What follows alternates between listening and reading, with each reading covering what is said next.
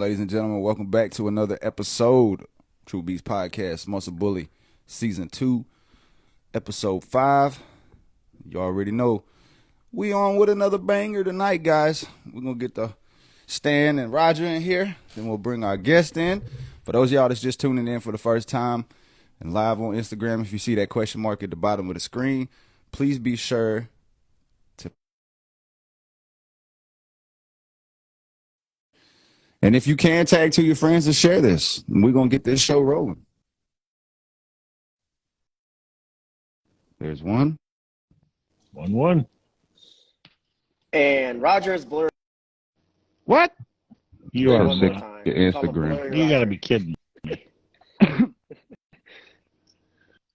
So here's the deal, guys. We are definitely going on to Zoom probably in March, but we may transition towards the end of February as we continue to test this out. But for sure in March, we're moving over to Zoom. That way we can see Roger's beautiful Isn't that face. ridiculous? But don't worry, y'all. Let's clarify, though, for so- y'all that keep hearing us say we're going to go to Zoom. What's going to happen is we're going to stream to Zoom, and Zoom's going to put it on Facebook and YouTube at the same time. So instead of watching us on Instagram, you could tune in on Facebook, or you can tune in on YouTube, and you'll be able to catch the live stream. If you don't catch us live, you can always catch us on Apple Podcasts, Google, Spotify, and all the above. That's right. Yeah, and then speaking of Apple Podcasts, if you guys leave a review, we're doing a 2023 review contest. And so make sure you go to Apple. Well, I'm blurry, but at least I'm still here.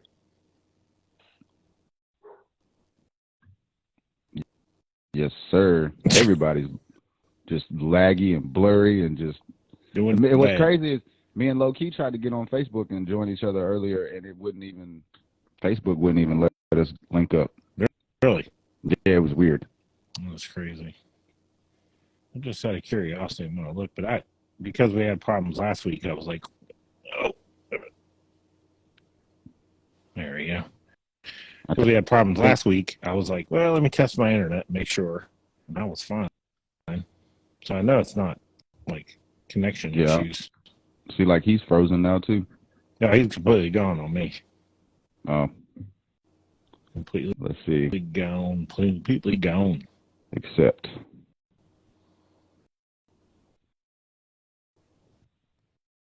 This is crazy. Son of a bitch. This is getting worse and worse, bro. Yeah, that's what they're doing. They're like, oh, you're going to go? Well, just go on then. Go ahead and leave then. Well, all right, so we got a special guest by name of Caesar, Anthony, Caesar? Sezer. You kept calling him Alka-Seltzer. That's not I right, was like, right? that's fucked up. So Anthony Sezer, but hey, so got some news. I did a blind survey through my Crafted Human community, and this is based off personalities from our podcast, right? And photos. So it's just photos and personality. And I said, if we were fish, freshwater or saltwater, what fish would we be? So I'll let you guys go first and see if you guys can guess it right, Zach or Roger. As far as freshwater, what do people think you are if you were? What kind of survey was this, bro? Where did you do this shit at? What the fuck? I'm gonna go with freshwater fish. We're doing a bunch of different ones. I'm a large mouth freshwater bass. fish. What would you be? I'll see if you guess it right. That was close. That Oh. was your second vote. You were actually a carp. I'm a grass They eater. said that you would be a carp. All right. Grass eater. I'll just go with the first thing that popped in my All head. right, That'd be Raj, what do you catfish. got? Yeah. Oh shit! How did you know? Catfish. Oh my I god! was a snakehead. All right, let's do saltwater. This was That's a little lot of different. fish. That's Yeah, a I'm big like, I don't spectrum. even know. I'll just say I'll be redfish. Ooh, a lemon shark. Lemon shark. Yeah. Mm-hmm.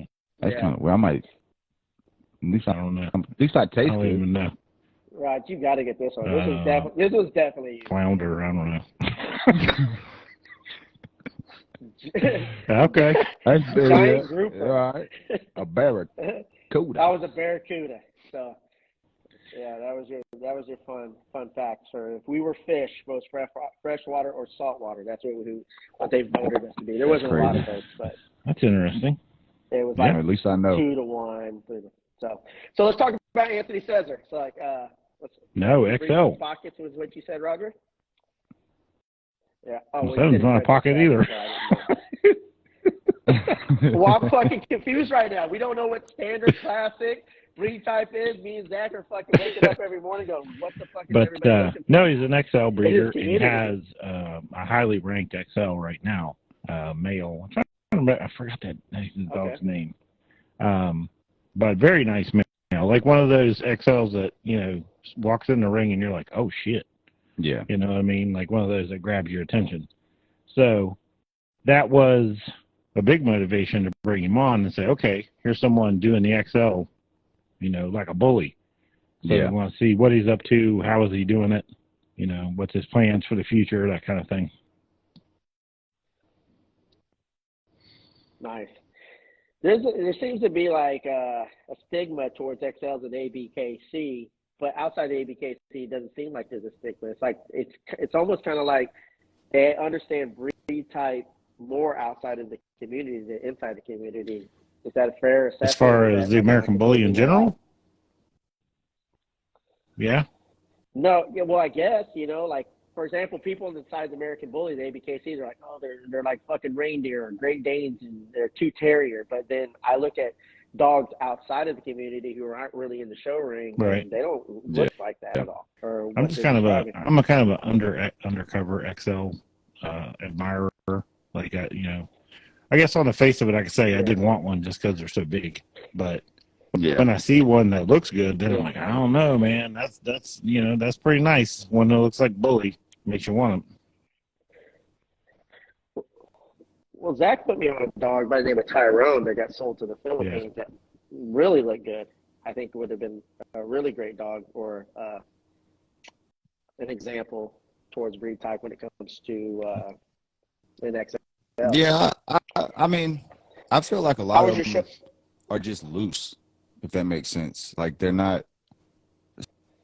So like when you look at the American Bully, like they're firm, they're strong, like they're not. They don't have no wiggle to them. Does that make sense? Like the XL to me, like even though they're big, I just feel like they could be tighter dogs as far as the way the type of them is more bred like an American Bully, not like a Mastiff. Yeah. You know what I'm saying? Makes sense. They're just so big right now that there's really they're just big. Like, you know what I'm saying? But if you look at from what I've learned from what everybody that we've brought on and everybody that's told us, there should be the only difference between the XL and the standard should be height, right? Like the head type should be the same, the mass in the shoulders, the exaggeration, everything should look like a standard, but he should just be taller in height with the same breed type head. But if you look at a lot of XLs, to me, they just seem like just massively long, massively loose. Like there's no type to them really. They're just a big lanky dog, or they're overdone. Just being honest. Wow. But like we're seeing more and more that aren't, So which is an awesome thing.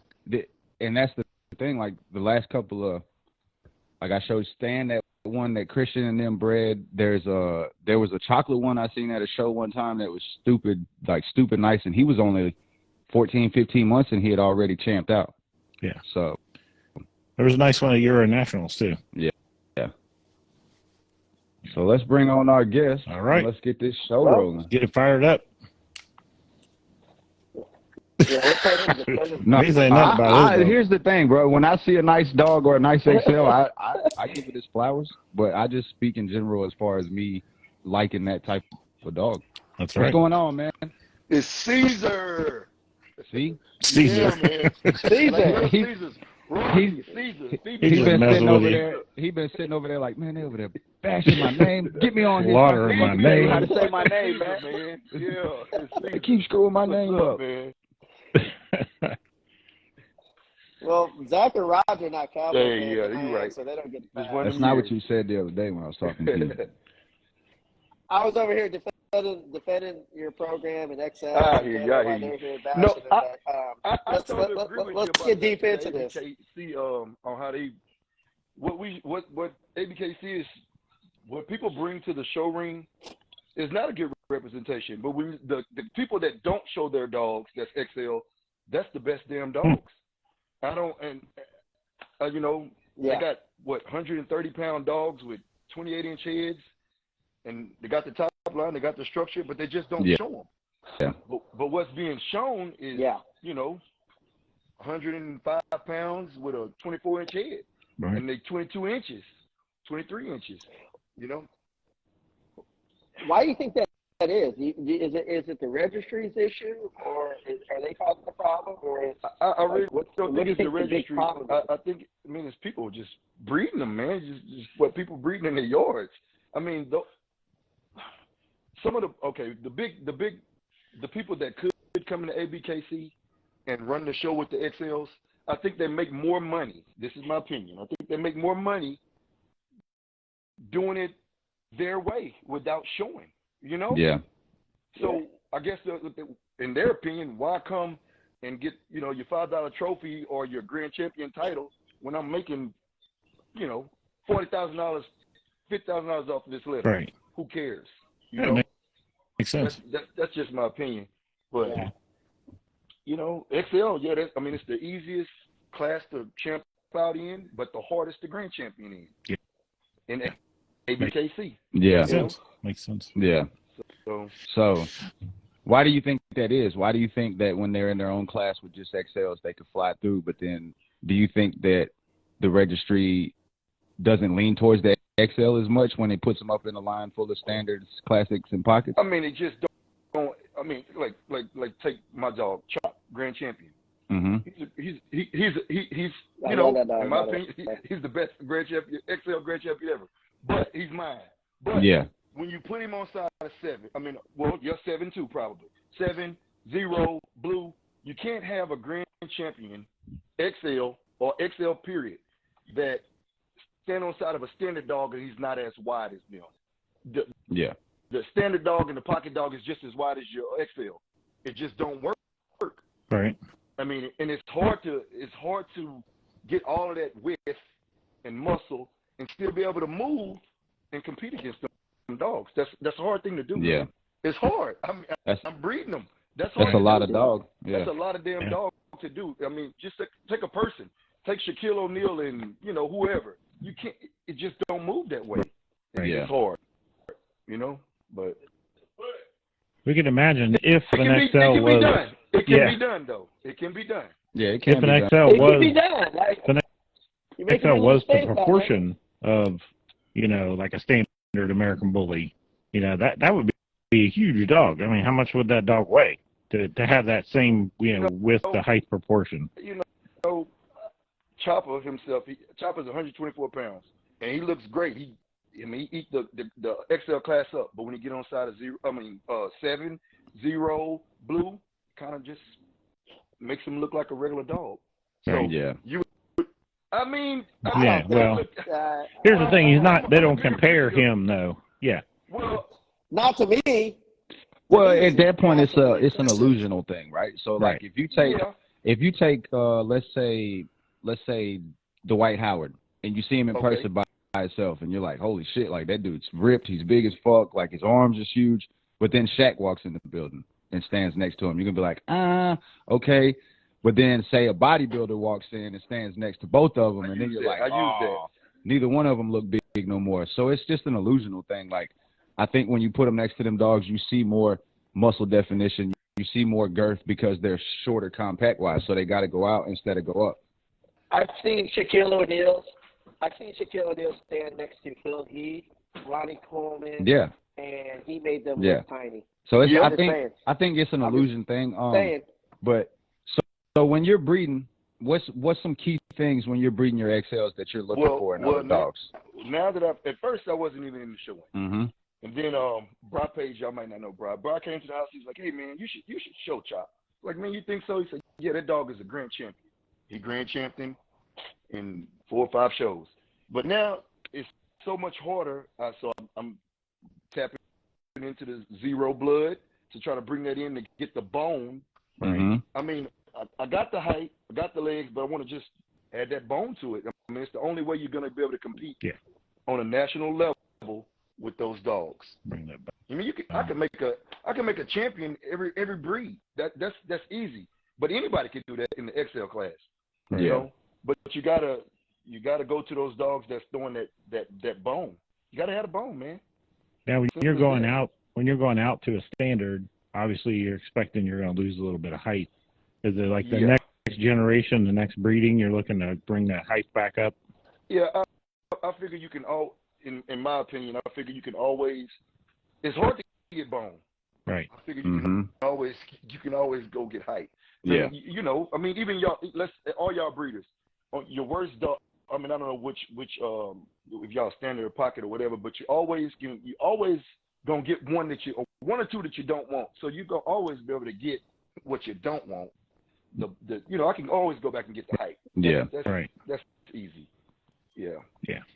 So it's hard to get that bone, that mass, man, to stay. About how many generations do you believe, when it comes to your vision, that you're away from getting that XL that's going to be able to compete at national 2 more level? breeding. Honestly. Next year. Nice. And it's females. I got some females that's coming. I got some female XL Grand Champions coming. Now, I have a follow-up question. Now, once you accomplish that, is it going to be like bodybuilding confirmation where the heavyweights just run the show then? And then will that ruin the standard breed or the pockets? Because how can a pocket and a standard be able to compete with that? I think I don't think, it always goes in waves though, right?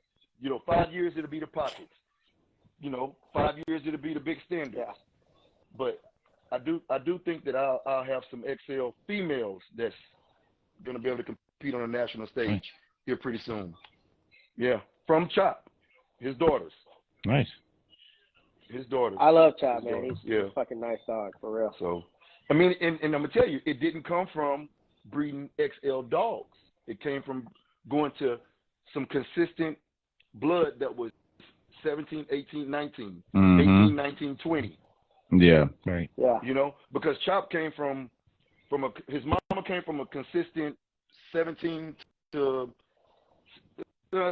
16 to 19, and his daddy came from an inconsistent 18 to 21 to 22. Yeah. So I kind of put it together, and I'm figuring it out. Yeah, at this point, it's about being super selective, I would imagine, because you're trying to keep the height but keep more bone but not lose. So I see what you're saying, and that's a hard thing to do, man, because like you said. But it didn't come from 1 year, 2 years. It came from I'm like Chop's mama's 9. Comes from like 9 years. Nice. So looking at Chop, if you had to break Chop down, what would be one thing that you would want to change if you could go in and change something on Chop, or the one flaw that you feel like? Well, not necessarily a flaw, but I feel like if Chop was as wide as those standard dogs, he would be he could be a national winner. If he was just as wide. He's not as wide. Like I said, when you put blue on side of Chop, they may be the same width, but Chop is taller, so he don't look as wide. Right. So I need to make a wider Chop. So I tap into the Rocco blood and try to. So how tall is he above the minimum for now? He's 21.5 or something like that. Like 21 or something. Okay. And what's the minimum? I think for males is 21. 21. Yeah. 20. Yeah. Okay. Yeah. So he's right there. He's basically a short XL. Yeah, and some people call him an anomaly. He shouldn't be. Like he didn't come from 2 XLs. But your best XLs don't come from 2 XLs. Yeah. Yeah, we see that a lot. I mean, my opinion, Grand Champion Dooley rides that line like that. Yeah. Well, Zach talks about it all the time. He's like, he feels like the ABKC has built the standard off anomalies, which is a fair fucking statement, because when you have dogs like Zero and Blue, you know what I mean? Like, is that what makes it so tough? Because you're like you said earlier, it's easier to get what you don't want, and so much harder to get what you want. So what do you think about that? I mean, you have an anomaly yourself. Is he an anomaly? Because they should look like him. Anomaly is what they should, is something that that that's against the grain. He is the standard. Yeah. We don't want these reindeers in the ABKC. We don't want these tall dogs that's narrow and like cathedral. We don't want that. So is he an anomaly? But just because he was made by a standard and an XL dog? Yeah. I mean, no, it is. I don't feel like he's an anomaly. I feel like he's what he should be. Yeah. Exactly. Because I mean, we're not trying to get what we've been seeing. We're trying to get what he is. So yeah. I mean, and they're only the standard, an anomaly until you make another one. And then, there you go. You know what I mean? And then they're now it's the standard. There's a bunch of them. Yeah. I almost feel like the XL is like you're in a situation where you have and correct me if I'm wrong there, I feel like you have a competitive advantage because when you look at standards of pockets, they almost talk about, it's almost a common theme that they're breeding themselves into a circle, into a vortex of gene pool that you have the ability to outcross.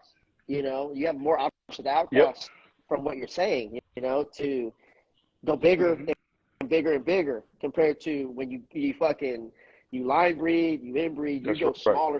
I used Nicky Jam male. His name is Champion Maximus. And I got I bred, I went into that and I brought those females back into Chop. And I got some XL, I got a XL female. She's going to be the national winner this year. Guaranteed. She's like easy. Whew. She's 12 months old right now, but can't let this stand on side of her. Nice. Not in the XL class. Yeah. I'm telling you. You heard that shit here first. Yo, get ready. Her name is if you publish Megan Thee Stallion. If you publish, we're gonna be publishing shit every fucking day. Yeah, people don't realize how big Megan is. Yeah, man. That's why she got her name. But so nice. But I use your I'm excited to hear. You know, in the future I'm gonna cross that stuff as an out eventually. But you know, and then the girl that Terrence has, she looks like standard female right now. Yeah. I think they'll come out standard dog. Yeah, she's a beautiful dog. There's no doubt about it. Yeah, he threw me some pretty good dogs, man. I like them so far. They're about 12 weeks old, looking pretty good. So, but that's cool because it's not the first time we've heard that about, you know, XL breeders saying, okay, well, I'm going to breed to a standard and get myself something on the high end of standard and then breed my XL to it. That way you're hoping to carry some of that mass and bone over, and then you may end up on the very short side of XL for a little while. But, you know, like you said, it's easy to get the height to bring the height back in. Yeah, I mean, you look at it, man. Bully's been recognized as a breed for 20 years, probably, something like that. Somewhere in that range. You got 11 XL Grand Champion XLs. Right. I mean, something's got to change. Yeah. You know? Yeah, no, that's interesting. So there's only been 11 since the start? 11. Yep. Yeah. Pretty bad. Why do you just feel it's lack of breed knowledge? Do you feel like it's just they're going for the wrong reason? They're breeding for the wrong purpose? I'm gonna tell you exactly what it is. You know, I've studied chop out probably, I don't know, what you think, Lee? Maybe 15 times. Mm-hmm. I think people pedigree chase instead of I didn't make chop by pedigree chasing. I looked at the two dogs that I thought that would make what I wanted. Mm-hmm. And boom. Yeah. Now, from that, I'll start putting the pedigree together and creating something. But at first, I went with, you got people, every dog ain't meant to be bred together just because of the blood. Right. You know? For sure. So, but how much do you value pedigree over the actual absolutely. dog? And that's bad because people paper hang and you don't know, a dog can't read the papers. Who cares? Papers matter. Blood matters, but man, I need to see what's in front of me. Right. Yeah. For me. Yeah. I always encourage people come and see the dog. Come and see him for yourself. You know, I'll post videos or whatever, but come and see him. You know what I mean? Because in today's world with everybody's Photoshop this, Photoshop that, in reality of it is you can take a picture of a dog at the right angle and not even touch it and just post it right off the camera. That's right. And people say, that doesn't look like that dog. Yeah. So that's right. I'm just like, let's make it easy. How far are you from West Virginia? Come and see him, you know? That's right. Yeah. And then here's the fucking thing. When we talk about Photoshop, we're educated on that shit, so we understand that. But we're less than 1% of fucking bully owners. Like, there's millions of fucking other people who can't fucking tell the difference, right? And so it's really fucked up. Right. There needs to be some type of integrity of as if you're going to be a breeder. Yeah, for sure. Yeah. So, how long do you think it's going to be before we see the XL class at a consistency where you think it's worth? Man. So, what before we can stop seeing the reindeers and stuff like that? Right. Well, when all of those dogs look like yours. Well, I mean, like, what's his name? Tristan got one over there named Legend. I mean, and Legend didn't come from two XL dogs. So maybe people will just catch. I'm pretty sure. I think they're brothers. I think they're litter mates. So okay. Tyrone is the smaller of the two. Yeah, he sold one to the Philippines, and he still got one. Okay. Wow. Oh, well, maybe. So that's, but again, like you mentioned, right. No, he put the recipe. I mean, he basically made a long post and put his recipe and was basically said that he went to the standard to get more of the breed type, more of the bone, more of the things that he wanted instead of just breeding for hype. There you go. And people laughed at me when I bred to Chop's daddy. They said, "Oh man, why would you breed that pit bull?" But I knew what was behind Bam. Bam, you know, his daddy is Chum Chum. Chum Chum was the only standard dog in that litter. Everybody else was XL. I mean, it's just I knew that he had the ability to throw XL. Put it that way. So yeah. And he was perfect confirmation. Nice. So, in a sense, do you feel like you're kind of starting from scratch? Because I feel like you took two non-XLs and brought them together to create an XL instead of going to the pre-existing XL dogs. But you know, Grand Champion Techno didn't come from two XLs. I mean, I know you probably don't know a lot about the XL dogs, but yeah, he didn't come from that. No, I don't feel like it's from scratch, man, because in my opinion, I've created better now than Chop. It's just in females, not his sons yet. Okay. Mm-hmm. Yeah. Not yet with his sons. I'm excited to see what you do then. You went back. Because, I mean, he stands out. You know what I mean? When he walks in the ring, you're like, oh, shit. And that's a dog that has presence, you know, really makes a difference. And a dog, regardless of what class it's in, if it has presence, if it walks in and it just immediately catches your eye. Like, that's what's important to me. I don't really care what class it is. But if it's excellent for its class, it just stands out. You know what I mean? And you look and say, whoa, look at that. Yeah. And in that regard, I think he's at the top of the XL class. Yeah. Right. So, So with your vision, you know, you go back to 7. What do you do with the offspring? What's your vision? What's your game plan? I bred 7 to a boss bred female, so that will come a little bit later. But I did breed Chop's sister to a dog named Jigsaw, and he's a grandson of Rocco. Okay. So I went and got that blood, and now I'm breeding Chopper to a female off of that, to his niece, Chop to his niece, and that'll it might shorten him a little bit, but I'm definitely gonna get some bone. Okay. But on the other end of it, I got some other stuff, the Nicky Jam stuff, and they came out taller and XL. So it worked out. How many dogs do you got in your program right 17. Now? About 17. And you know, I don't go to all the shows and everything because when I go, man, I want to win. Right. Yeah. You know what I'm saying? And I'm not saying that they're not able to win, but I want to win. I don't want to just be like, oh, I've got 3rd place. When I come, I'm coming to win. Right. There was a time where I was watching Chop in the ring. I was like, oh, he's got it hands down. And I don't know what the fucking judge was thinking, but I literally threw my fucking vision in so hard. I was like, this is fucking ridiculous. The clarity, there's no fucking clarity of what direction we're going here. So, you know, like, I keep preaching this to fucking Zach all the time. You know, I mean, I guess it's you know, people's preference, man. You know. Right. But do you think that's ruining? No, I mean, like, I don't see where that helps the community. And this is from somebody outside looking in from, like, in order to achieve a goal, you got to have a fucking clear vision. So what the fuck is the clear vision if it's I think okay. I don't get it. Well, go ahead. all I was gonna say is just like my personal opinion about that is I don't care what you're judging, if it's Coke, Pepsi, if it's fucking hot dog, hamburger, whatever you're judging. If you take one individual and put them in a room and tell them to pick 5 out of 5, at the end of the day, it's their preference, period. There might be, hey, you got to pick a hamburger that's this size, and this size, whatever the case may be. But at the end of the day, it still boils down to a human nature of picking what they like the best.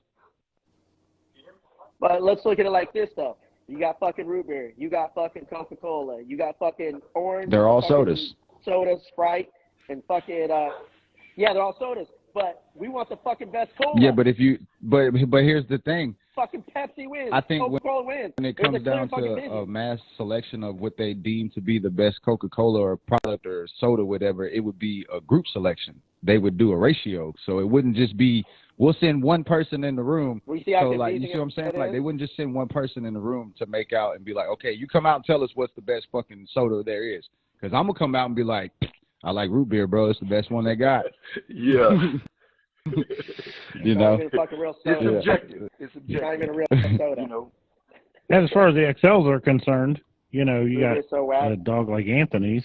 Yeah. Those types of dogs that are showing up in the ring now are redefining what the standard is. Like, the standard calls for this, and I would say redefining, but maybe clarifying. Mm-hmm. You know, as they win, you know, they're like, that's what the XL looks like. This is what the XL looks like. And those dogs continue to win, and that continues to clarify what the dog is supposed to look like. But how's that happen if you run into the wrong judges and they don't win, right? Because of you just got to take it average. Some judges don't. I mean, in my opinion, I just think, you know what I do? When I find out what shows I'm going to, and I look at the judges, who's going to be there, and I'll be like, okay, this judge, he raises pockets. He raises shorty bulls. He raises XLs. He raises standards. He bred to a standard. When you'll know. I mean, they're gonna pick those dogs. I mean, it's just the human nature of it. It could be wrong. But Anthony, think about what you're saying, bro. Think about what you're saying. You have to, as a breeder or breed type, you have to strategically plan out your shows based on the judges. It's not right. It's not right. Yeah. But that's what you have to go through. Outside guy looking at it. I don't show dogs. That's what you have to go through. I feel like if Chopper represented the XL standard better than, I'm going to just use Blue, but you know what I'm saying, than Blue at a standard, Chopper should win. But they don't look at it like that. They'll just look at, oh, I like that standard over that XL. You're not using the criteria, judges, but you can't throw that around either, because then you get blackballed and all that stuff too. So you just shut up, bring the dog. You don't win. You know you're behind home.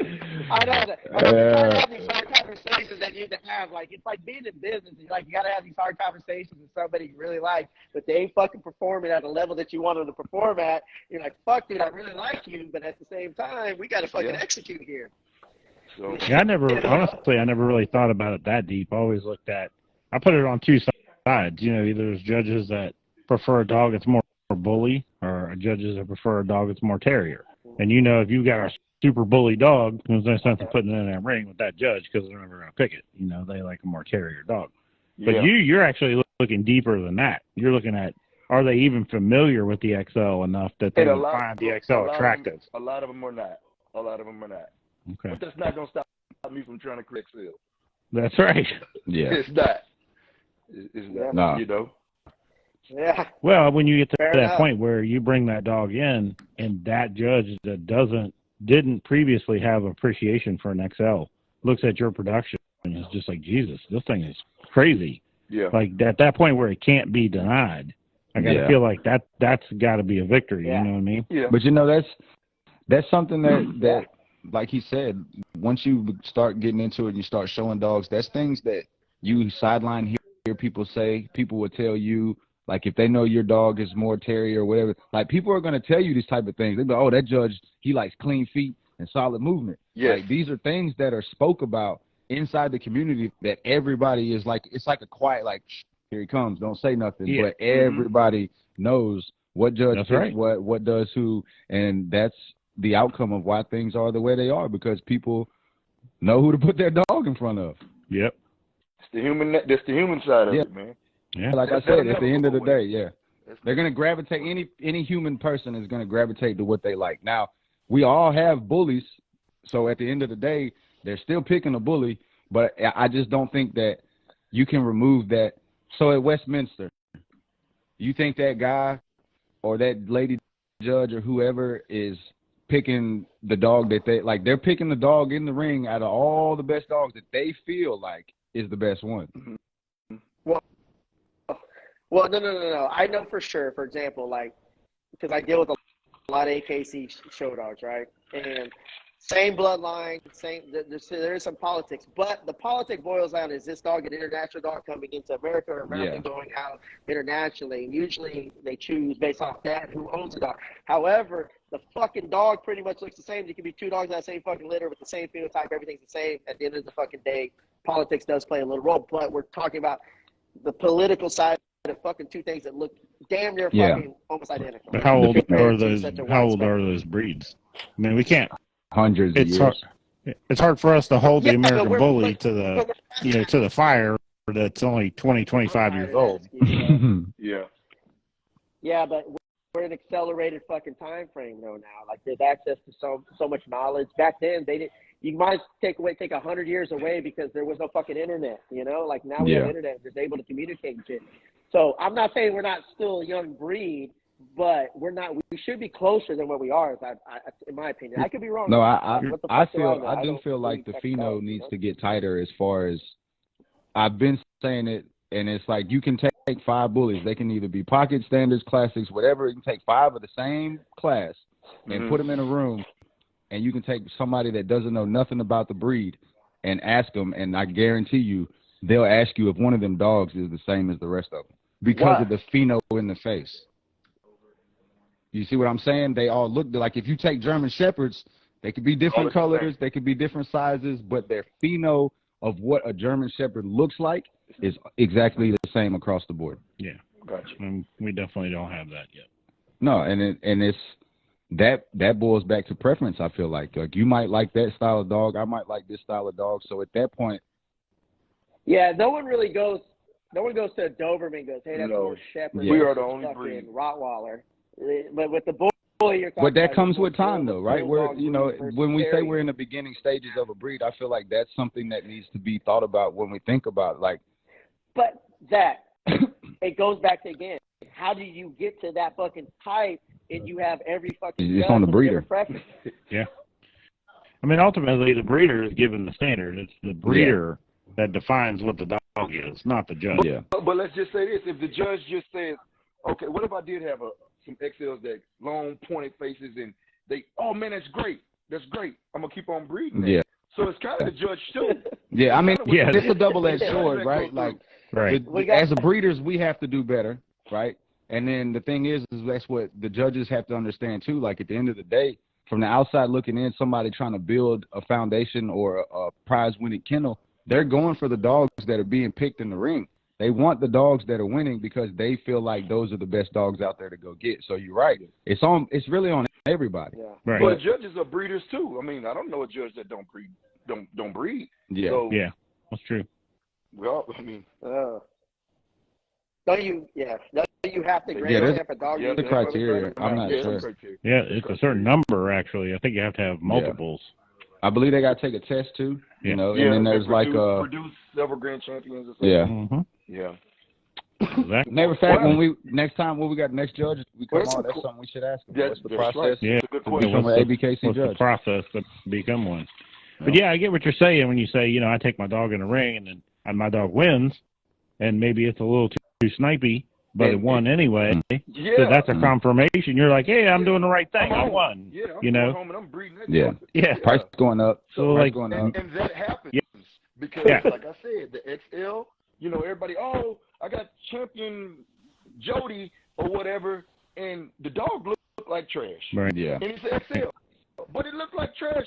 Honestly, I wouldn't even feed it. But it's a champion. Yeah. And they continue to breed it.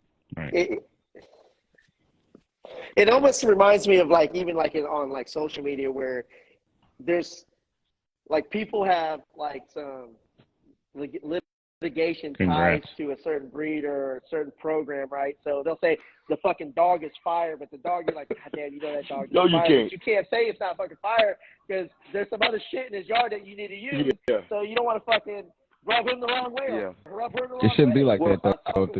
I think with the other, with the pocket standard, I don't know about classic. Pocket and standard, I think we're almost there. XL, maybe another 10 years. Yeah. Yeah. Couple generations. Yeah. But for the whole breed, man, it's going to take a lot longer. You know, because they're already trying to make them their own thing. The XL is their own. Well, yeah.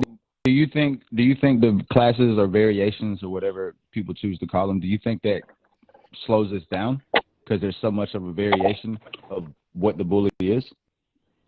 You know, I think if you would stop champing out those XLs that look like pit bulls, I mean, it would slow some of that stuff down. Right. And that's not the only thing. That's at the end of the day, like that's the only problem. When that's all the judge has as far as an XL class, like you said, if you come through with a dog like Chopper, right, in the XL, like you said, it's fucking you running through it. But it's like your ribbon. Hold your ribbon then. That's the big thing I think we need to see more of going forward. More ribbon holding. There's a lot of judges. There's certain judges that I've seen that are like cold-hearted with it, bro, and will just be like, nope. But then sometimes you're right. I think sometimes there should be reasons where they're like, no, in this case, we need to hold the ribbons.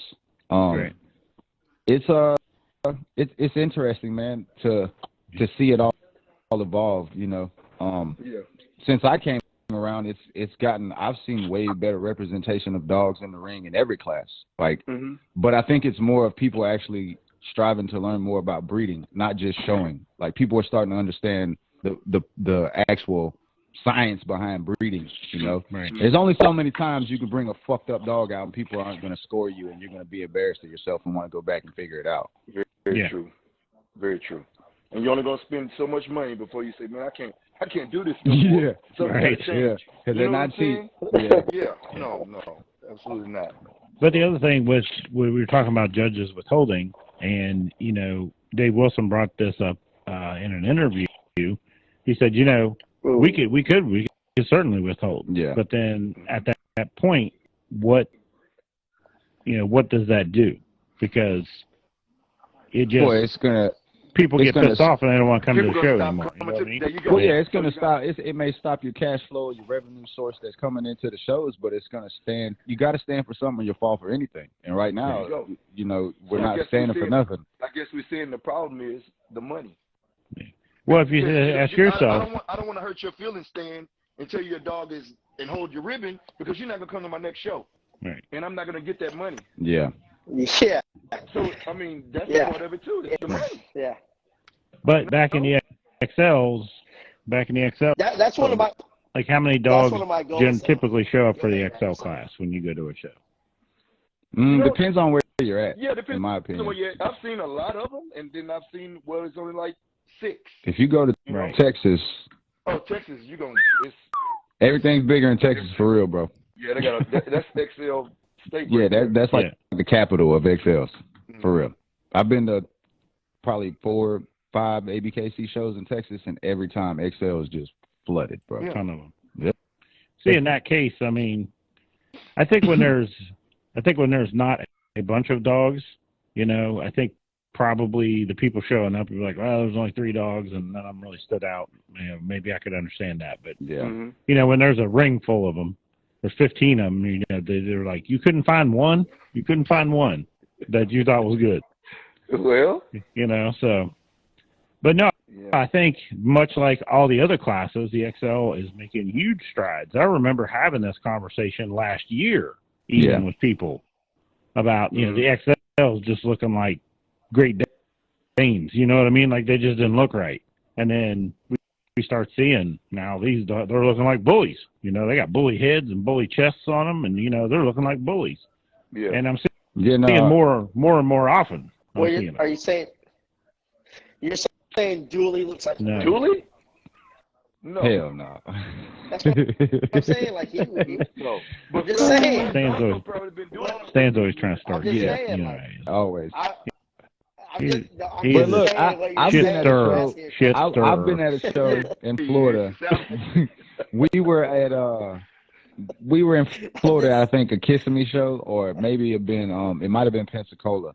And I personally watched Dave get on the microphone and tell every XL breeder in the building that he feels like there needs to be a better representation of what the XL Bully is, because, like, if you look at the XLs back when, in the kind of first couple years back, he was saying that the dogs were more what we were talking about earlier. They're built like the standards, but they're just taller. Everything's the same. It shouldn't really change from the head size, the shoulder width, and like you're saying, you're trying to add that width back in now. And Dave pretty much got on the mic and told everybody, like, if you're breeding XLs, we need to see a better representation. And I feel like since that point, a lot of people have stepped their game up. Yeah. Yeah, I always look for one. Y'all breed. How many XLs do y'all see? I mean, probably y'all don't really breed XLs, but XLs that are really good that came from 2 XLs that represent the breed well. Yeah. I know Antonio McClendon, he has them. Yeah. Yeah, I think all the ones that really are standing out right now, like you said, are dogs that they went back to a standard dog and brought it back in. Yeah. Yeah. Yeah. It's been done. That's been my thing with the XL. Like I see them and it's just I always ask how they got that out of a bully. Like, how do you take a bully and get something that fucking big, bro? Like, it's so long. I'm just being honest, bro. Like, if we can't be honest, bro, if we can't be honest with these people and tell them the dogs is out of whack, then they're never going to produce better dogs. Right. And I'm not a dog guru. I'm just stating my opinion on why I don't like the XL. Now, a dog like Dooley, a dog like Chopper, I might consider it, but at the end of the day, it's just too much dog in my house. I don't want it. Unless they're Merle, and then he definitely doesn't want them. Yeah. That's all I want to hear from you. Oh. Well, I mean, it's almost felt like when XLs became really popular, everybody was chasing size, but they weren't chasing phenotype. And now it's kind of like the size is kind of there. Now you got to chase that phenotype, and you're doing it right. Yeah. Where other people, but no, like I said, there are some people that don't even show their dogs that can come in and probably become. I mean, if those people started showing their dogs, there would be like 20 of them like become XL Grand Champions. I see some good ones, man. And they weigh like 130. You know? Yeah, I've seen a bunch of them. I mean, we deal with a lot of them here at X-Dog. Like, I'm just like, fuck you. But, they got 700,000 followers. Yeah. That's right. They're fucking murderers. They don't need the plastic. It's like, what's the fucking point? They're making crazy money, man. Yeah. They still need to come and flex on everybody, though. I think they need to. I think because I love seeing them in there. I'm like, it's crazy to see a nice XL in the ring. It just blows your mind. Yeah. Yeah. So, but, my vision is to breed those, bigger standards to those taller XL females. And I think that's how you. There's the sauce right there, guys. You just fucking gave it away. I made top 5. Yeah, that's right. Yeah. But look how long it's been since I made another one. It's hard to do. Follow his formula. It's hard. Oh, yeah. Yeah. Well, I mean, it still is with a bully. Yeah. You know what I mean? Like. Yeah. Even with the standard with the pockets. The standard in the pocket, it's still tough. Yeah, you might get everything but some messed up feet, and then you got to go back to the drawing board. You breed 2 hitters, and you don't get no more hitters. Sometimes it happens. Let's go through these questions, but make sure they're just only questions that pertain to Anthony, as far as like XLs and stuff. I know we got some audience questions. IFG Border Collie says, how do you feel the popular sire syndrome affects the continued development of the American Bully breed? That's a deep one. Yeah. Basically, I think what she's saying is like repetitive use of the same stud hype dogs. Popular sire syndrome is where the same sire gets used, and he gets to propagate his DNA throughout the whole population, where there are other sires available, but they don't necessarily get to do it. So then your gene pool to get super tight, right? Because everything is off of those few popular sires. Yeah. Is that something that goes down in the XL community? Is there like a popular sire situation? Well, I know the Bossy is very, very popular. I mean, the whole Bossy line, but no, I mean, people just with XL, man, people just go with what's the fad, right? You know? Yeah. Tomorrow it might be something else. You know, people just go and what's making money. Yeah. You know, I want the money, but I don't care if nobody breeds a chop. Right. Because I know what I'm gonna make out of. I know what I'm gonna make with him. Yeah, he's your tool. Yeah. Yeah. They give you such a competitive advantage. Yeah, we've discussed that before. Is like if you take the money out of the equation and you just have a plan, you know what I mean? And even you take selling the puppies out of the equation, that puts you at such a huge advantage because those pups aren't gone at 8 weeks. You've got them 5, 6, 7, 8 months. You get to see them all develop. So that one that you thought was good, you get to find out for sure if it was good, right? Because now you've got them when they're older, so you get to use the best of the best. So, you know what I'm doing over here? I'm sitting here trying to build relationships with all the top fucking breeders in every fucking standard class. Build that fucking relationship, stacking my bread through my fucking company, and then go, hey, y'all did the whole hard work. Let me buy something off the top. There you go. All right, y'all heard it. So nothing under $50,000 for Stan. Don't even. No. They gonna blackball you out the whole community now, bro. He's trying to set up his own bank. All right, he's got it. Yeah. Listen. All right. So Safari Bully says, where do you think the bully market is at currently? You think we're in a good place, bad place? Is the question meaning bully market as far as like how much a bully would cost you? Is that what the question? If they're still in here, maybe they can justify a little more. But I would imagine, like what? Yeah. I would say that. Is it profitable to get into the bully? You know what I'm saying? Like, what's the market like? Is it a good market, a bad market? Is it you gonna see ROI? What's it like? No, stay out of it. Stay out of it. I'll let you answer that. Get your dog. If you like bullies, don't breed. Yes. Don't do it for the money. If you have to fucking ask that question, don't do it for the money. Don't do it for the money. No. And I think what a lot of people do is they see that anomaly. You know, someone has like this amazing stud, right? And they make a shit ton of money off of that one stud, and they say, well, I'm gonna go buy a stud and do that shit too. They don't realize so that one stud that you see that is crazy ass popular, there's probably 4,000 behind you. Yeah. That weren't. You know what I mean? It's tough. So I think people look at the most shining example and think, I'm going to do that. Yeah. I mean, you can accidentally get you a hype dog, I guess, but make money off of it. But it happens. It's hard. It happens, but it ain't easy.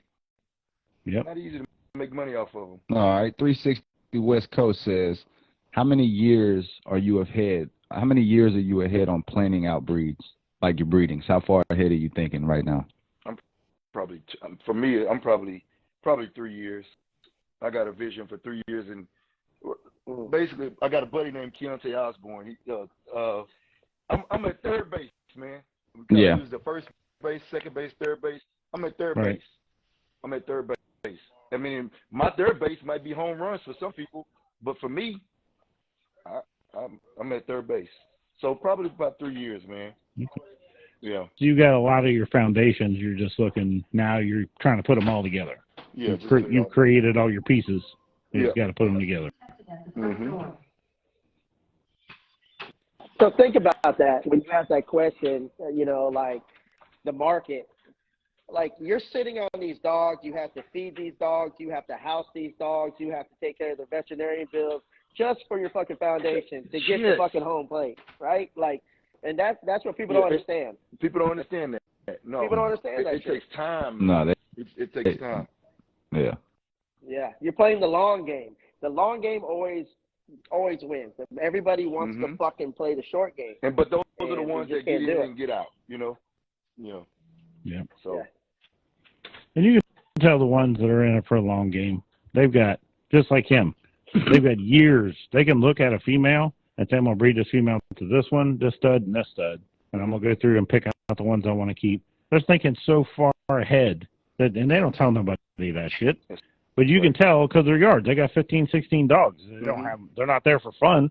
You know what I mean? They've got breedings planned out for every one of those dogs. Mm-hmm. You know, I'm trying to get my old lady trying to get my old lady to understand this shit now. Yeah, you and me both. Like, what do you got all this for? I'm like, look, man, he ain't gonna be ready until like 3 years down the road. Just leave him alone. He just That's right. with bones until then. Yeah, he's here for this. Yeah, he's here for what I'm gonna do. If it all works out like I planned it, he's gonna be useful in a couple years. Yeah. You know. Yeah. But no, it's mad scientist stuff like that. It takes that, man. They say, in order to be successful at something, you got to put in 10 years, which racially, the ratio equals to what, 10,000 hours of perfecting your craft or perfecting your brand or whatever it is. So that's right. That's something you got to think of too, man. Any prosperous business situation you're trying to get into, there's not too many that you see that last a long time that just popped up overnight. That's right, Stan. You preach that all the time, man. Yeah, and you got to think about it like this. Like, most of y'all don't even treat this like a business. You know, but you want to fucking make money off of it. Well, it's a business then. So you got to make up your mind. You want to be in business? Well, if you want to be in business, you can either be the cheapest, fucking lowest quality fucking product, or you can be the high fucking quality product, which is who we bring out here. Is put out premium. No, I mean, all of that plays a big part. People ask me all the time. They're like, you know, why I don't see you at shows? You come to the show? You come to the show? And it's like, the first year that I did, from a business standpoint, I blew entirely so much money that didn't show me no return that I had to step back and be like, wait a minute, I can't keep doing this, or I'm just gonna be I'm gonna put myself in a hole and be in debt just trying to keep up, you know. So you gotta play your cards right, man. Yeah. The other thing a lot of people have got to learn to accept is the fact that you can do a breeding and you can say, okay, this is my keeper, and you can keep it for a year and a half, and then one day you let it out of the kennel and you're like, no. Oh, shit, it's got to go. You know what I mean?